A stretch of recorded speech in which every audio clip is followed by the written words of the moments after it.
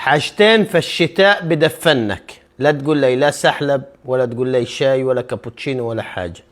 المبصلة والعدس. بس ودنا زيت زيتون. مبصلة غرقانة في زيت الزيتون. الدفع عفاء. بتجيب البصلة بتحطها بتقولها هنية، شوية ليمون وتقول بسم الله. يا الله يا الله. أكلة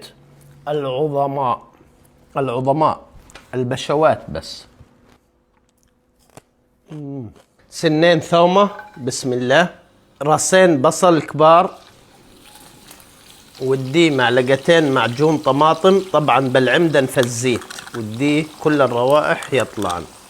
قرن فلفل عملاق او قرنين 3 عاديات، فلفل اسود وملح، حتى لو لزق معنا شي بنحكه افضل.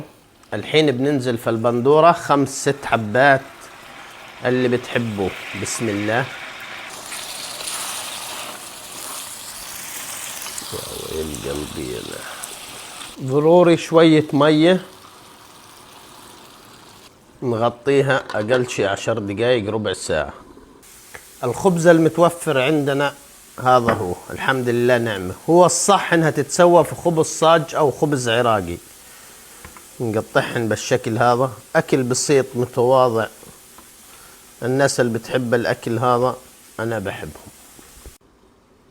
بصل ليمون، لو كان في مكابيس بتكمل بس ما في. شوفوا لي المنظر هذا امانه. اللهم صل على سيدنا محمد.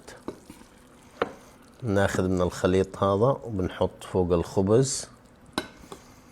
يا الله يا الريح، يا الله، يا سلام يا سلام.